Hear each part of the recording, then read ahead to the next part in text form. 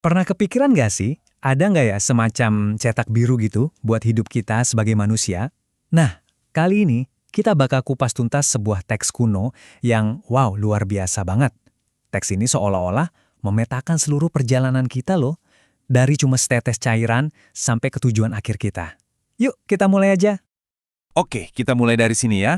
Ada sebuah julukan yang kedengarannya, wah agung banget, As-Sodiqul Masduq. Nah pertanyaannya, kenapa sih gelar ini penting banget? Gini, ini tuh jadi semacam fondasi. Alasan kenapa sebuah teks dari ribuan tahun yang lalu bisa dipercaya punya kebenaran mutlak soal hal-hal yang ya di luar jangkauan kita. Kayak takdir atau proses penciptaan. Nah, teks yang bakal kita bedah ini adalah hadis keempat dari kitab super terkenal, Arba'in An-Nawawi. Dan yang meriwayatkannya adalah Abdullah bin Mas'ud, salah satu sahabat Nabi yang paling dekat. Jadi ini bukan sembarang teks ya. Ini benar-benar kayak cetak biru dari Nabi yang ngebuka rahasia-rahasia penciptaan kita. Terus, apa sih artinya gelar tadi? Gini, as-sadiq itu artinya orang yang omongannya selalu benar, nggak pernah bohong. Terus al-masduq itu artinya omongannya itu dikonfirmasi, dibenarkan sama wahyu dari Tuhan. Nah, ini penegasan yang penting banget. Artinya, semua info di hadis ini bukan hasil penelitian atau observasi ilmiah zaman itu. Ya kan, teknologinya juga belum ada. Tapi ini murni wahyu. Inilah inti kepercayaannya, sumbernya itu ilahi. Oke, sekarang kita masuk ke bagian yang jujur, bikin merinding. Gimana caranya hadis ini dari ribuan tahun lalu, jauh sebelum ada yang namanya USG, bisa ngejelasin tahap-tahap kehidupan kita di dalam rahim dengan begitu detail? Yuk kita lihat 3 fase ini. Jadi, hadis ini ngebagi 120 hari pertama kehidupan kita jadi 3 tahap, masing-masing 40 hari. Tahap pertama itu namanya nutfah. Ini fase di mana materi genetik kita dari ayah dan ibu nyatu. Terus, 40 hari berikutnya masuk fase kedua, alaqah. Dan ini luar biasa loh, alaqah itu artinya sesuatu yang menempel atau bahkan lintah. Coba deh bayangin, itu kan gambaran yang pas banget buat embrio yang nempel di dinding rahim. Gila kan? Nah, terakhir fase mudghah, yang artinya segumpal daging yang kayak bekas dikunyah. Disinilah organ-organ kita mulai dibentuk. Akurasi pemilihan katanya itu, wow, benar-benar bikin takjub. Oke, setelah perjalanan biologis yang super detail tadi selesai, hadis ini ngajak kita lompat ke sebuah momen yang beda banget. Momen transendental. Disinilah yang fisik bertemu dengan yang spiritual. Dan ada campur tangan malaikat di sini.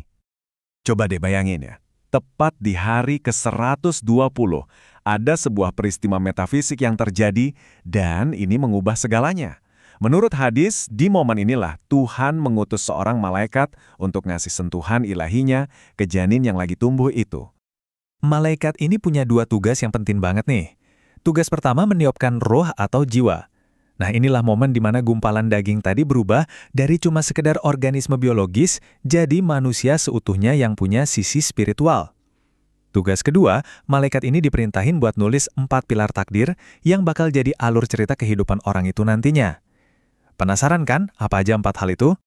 Nah, ini dia 4 hal yang ditulis itu. Pertama, rezekinya, semua yang bakal dia dapat selama hidupnya. Kedua, ajalnya, alias jatah waktu hidupnya di dunia. Ketiga, amalnya, semua perbuatan baik dan buruk yang bakal dia lakuin. Dan yang terakhir, yang mungkin paling bikin deg-degan, nasib akhirnya, sengsara atau bahagia. Dan menurut hadis ini, keempat hal ini udah ditulis dari awal banget. Nah, dengar kayak gini, pasti langsung ada pertanyaan besar yang muncul di kepala kita kan? Tunggu dulu, kalau semuanya udah ditetapin, terus usaha kita, pilihan kita, gunanya apa dong? Di mana letak kehendak bebas kita? Oke. Yuk kita coba dalemin dilema antara takdir sama ikhtiar ini. Ini pertanyaan yang dalam banget ya.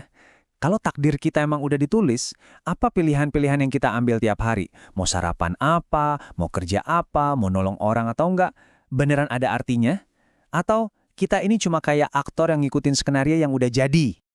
Oke, jawaban dari teologi Islam soal ini tuh menarik banget loh. Coba deh kita bayangin takdir itu ada 2 jenis. Ada yang namanya takdir mubram, ini takdir yang absolut. Udah paten, nggak bisa diubah. Contohnya, siapa orang tua kita, di mana kita lahir, itu udah mutlak. Tapi, ada juga yang namanya takdir mu'alak, yang artinya tergantung. Nah, ini bisa kita bayangin kayak gini, tujuan akhirnya udah ditentuin. Tapi jalan mana yang mau kita lewatin buat sampai ke sana, itu tergantung pilihan dan usaha kita. Jadi, doa dan ikhtiar kita itu ibarat kendaraan yang kita pilih buat nempuh perjalanan itu. Jadi, posisinya gini, Kita ini diberi pilihan atau ikhtiar. Kita bebas milih, mau rajin belajar atau mau males-malesan, itu pilihan kita. Tapi di saat yang sama, kita juga muyasar, artinya kita dimudahkan untuk berjalan menuju takdir kita. Maksudnya gimana? Gini, pilihan-pilihan yang kita ambil itu, ya itulah jalan yang memang udah Tuhan siapin buat kita untuk sampai ke tujuan akhir yang udah ditetapkan.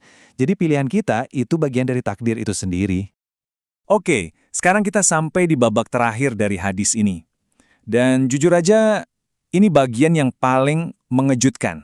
Bagian yang jadi pengingat keras banget soal betapa pentingnya akhir hidup kita. Siap-siap, karena ada plot twist-nya. Hadis ini pakai sebuah metafora yang agak bikin ngeri sih, yaitu jarak sahasta. Sahasta itu kan deket banget ya, cuma sepanjang lengan bawah. Coba bayangin, ada orang yang udah tinggal selangkah lagi, sahasta lagi dari surga atau neraka. Tiba-tiba takdir datang dan ngebalikin semua keadaannya di detik-detik terakhir. Di sini ada dua skenario yang jujur bikin bingung banget. Skenario pertama, ada orang yang seumur hidupnya kita lihat alim banget, ahli surga lah pokoknya.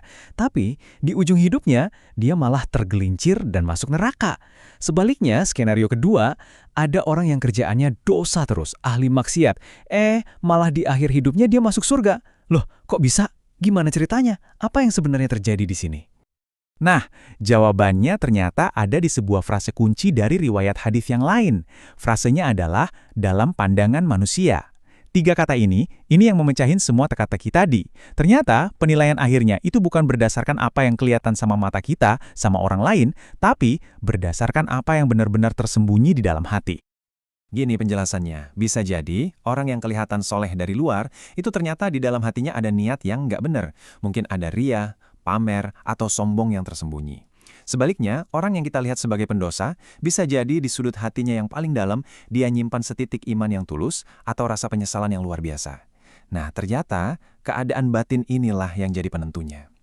Ini jadi pengingat buat kita ya, kalau rahmat Tuhan itu luas banget dan bisa mengubah segalanya, bahkan di detik-detik terakhir sekalipun. Dan ini membawa kita ke pertanyaan terakhir. Pertanyaan yang mungkin harus kita ajukan ke diri kita masing-masing. Apa sih yang sebenarnya kita simpan di dalam hati kita?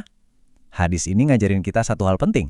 Babak terakhir kehidupan kita itu nggak dinilai dari apa yang orang lain lihat, tapi dari ketulusan hati kita di hadapan Tuhan. Makasih banyak udah menyimak bahasan kali ini.